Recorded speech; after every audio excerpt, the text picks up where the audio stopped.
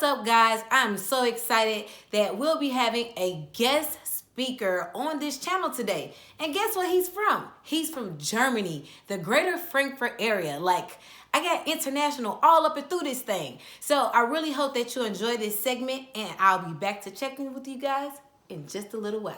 Welcome to Raw Talks TV. I'm your host, Lenore, and here is where the people connect to the story. So, Henna, where are you from? To be precise, I'm from a very small village which is located directly between Frankfurt and Heidelberg.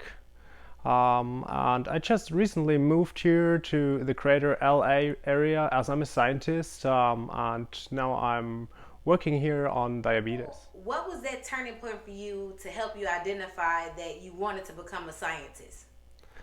That is a good question. Actually, that started quite early when I was very young. So it was like in school, maybe 6th or 7th grade, and it was my very first chemistry lessons, and I was so excited about that I knew immediately that I want to study chemistry at some point and that I want to become a scientist. And my great goal was always to cure whatever kind of disease. So at this point, after school, I knew chemistry, it has to be, so I studied chemistry at the Technical University in Darmstadt, which is also very close to the city of Frankfurt. And afterwards, I was doing my master's thesis at the Paul-Ehrlich Institute, which is the Federal Institute for Vaccines. Then I moved to the city of Hamburg, which is in the northern part of Germany, where I was working on a Leishmania disease. The who disease? It's called Leishmaniasis. So this is a parasitic disease, which is very similar to malaria. Oh, okay. And it's a not very well known but present disease, especially in the tropical countries. But after my PhD, I decided to change fields, and I wanted to move here to the US and learn something new and try something new. And this is how I ended up actually here in the LA area. Now I'm working at City of Hope, and I'm doing research on diabetes, on type 1 diabetes. What an extensive background you have. And I love how you just slipped in the fact that you're a whole doctor with your PhD. That's awesome. I want to dive a little bit deeper into how you actually got the opportunity to come here to America, and what were those steps for you, like getting on the airplane? Like, what were your thoughts coming in, transitioning to an entirely different country? It was in the beginning an adventure, a big adventure to go to a complete different country, live in a completely different time zone. So communication with my family and with my friends is always very difficult, as there are now 9 hours earlier than we are here right now. I was really excited and motivated to do something completely new, something that I haven't done before, to live in a place with a complete different culture. And I just jumped onto it. I thought like, okay, let's do it. I did not know exactly which place it would be. And then when it finally turned out, it went really fast. So all this bureaucracy and everything that had to be done, that took of course quite some while, right. But it kept me very busy, so time was flying by very fast. And at some point, I remember that day I just woke up. It was my first place here. It was an Airbnb because I did not know exactly where to stay by that time point. And I just like, wow, finally you're here. And so far it works very well for me. Well, that's amazing. I think that it's very courageous that you decided to leave your comfort zone and try something new. What would you say to a person who desires to leave and go to a different country, but maybe in that question mark stage? Oh, I would always encourage them. That is something I think that a lot of people should do. It helps to give people new perspectives, and it helps to understand. It helps to understand a lot of things. So when you read the newspapers and then you question yourself, why are these people doing these things in this country? It seems so unlogical to me. I would do it completely different. And as soon as you're in another country, you start to understand these people, you start to understand why they are doing what they are doing, and it really helps you to give to get some new inputs into in so for your understanding. You're growing with this. So whoever is questioning themselves right now if they should do it, definitely yes, do it. It might be really hard in the beginning, but it really pays off in the end.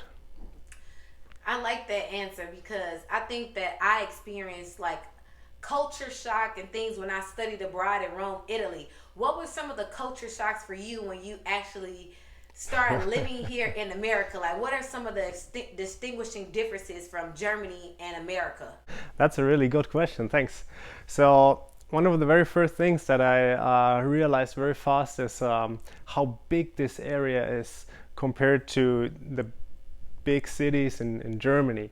Everything seems to be way more compact in Germany, and here it's so huge. Like everyone is living like in his own house, and you have huge streets. If I just look outside, it's beautiful area here to see, and that was something. This that everything was so huge. That was something that I had to get used to. I do not know exactly how it looks elsewhere in the US, but this might be specific for the LA area.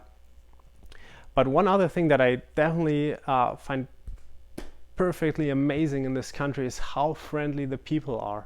Wherever you go, everybody is so friendly. I love it.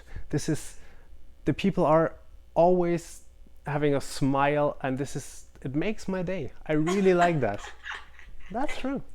That's good. I mean, I think it's different in different parts of America where you go. You may find like people personable, and then there's some people that's not as personable. But I think that having the ability to compare America to Germany is something worthwhile. LA is really, really spread out compared to like Chicago, like where I'm from, because that's what I can compare it to in like other cities. But this is a really spread out city. Like, what do you think about the food and just your background in being a scientist and studying diabetes? Like, is there a huge difference in the sugar factors here versus Germany or anything like that?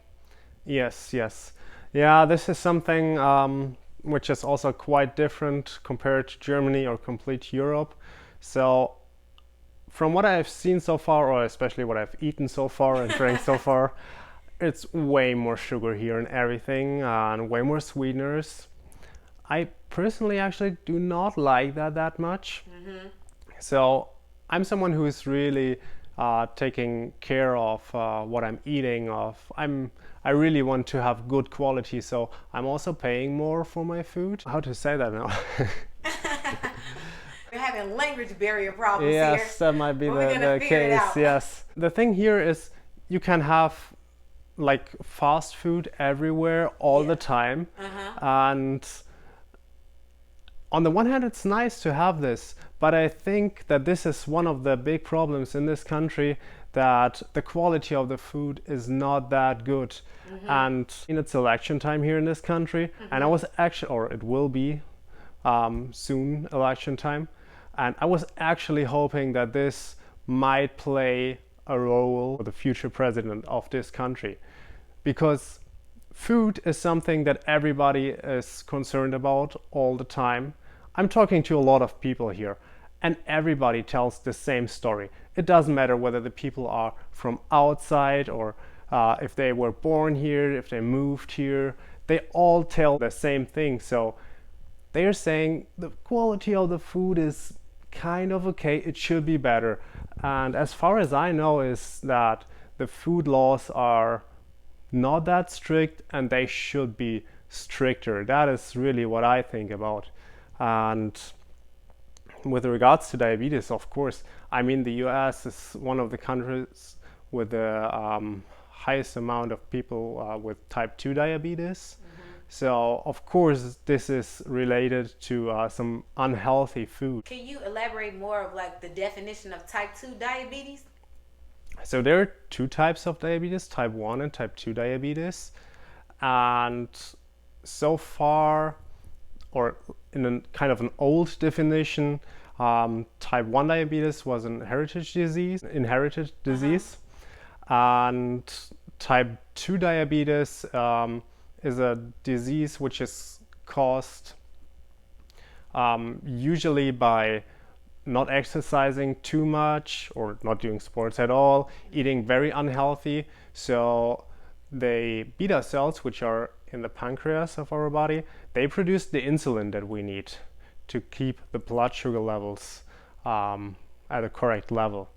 And if you are not doing a lot of sports and if you're eating very unhealthy, these cells have to produce insulin all the time, and at some point it might happen that some cells of your body are getting actually insulin resistant, or the beta cells might malfunction at some point.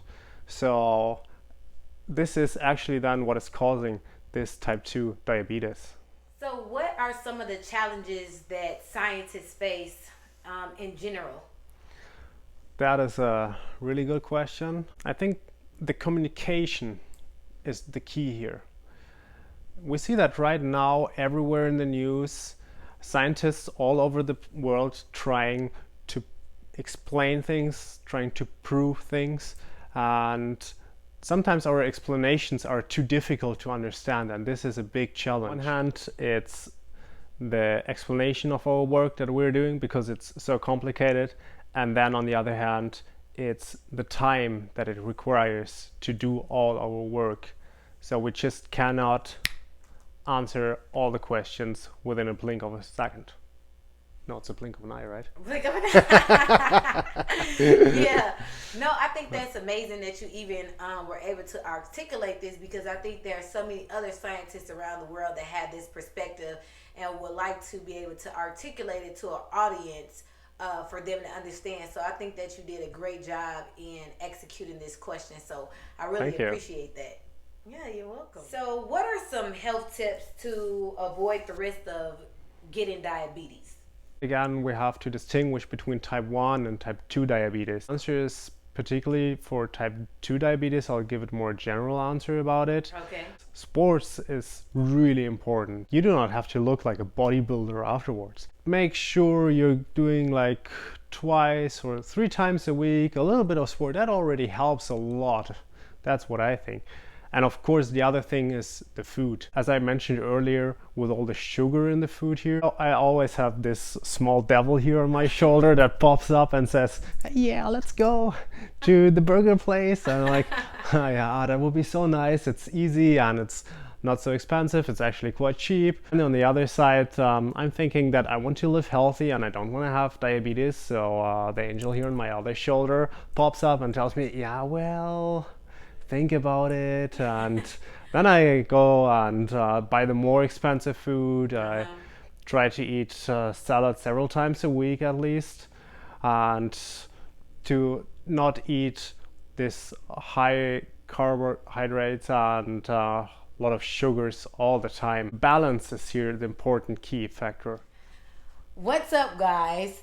I hope you enjoyed this interview. It was a pleasure interviewing my friend. Also, he was my roommate, so it really is beneficial to expand your horizons and be open to relationships that are of different nationality. You learn so much. So it was just my desire to interview him because my mom battles diabetes. So I really wanted insight into the scientist's head of how things are playing out on their end, as well as give you guys information, because you may have a family member or friend who's battling diabetes, and these are questions that you might have had. I wanted to be able to get him in to interview him so that he can give you guys his perspective. So you guys, make sure that you like, subscribe, and turn on those notifications. Make sure you comment and let me know what you thought about this show. So I wanted to thank you guys for watching Raw Talks with Lenore, where the people connect to the story, and we'll see you next time. Bye. Thank you. Bye.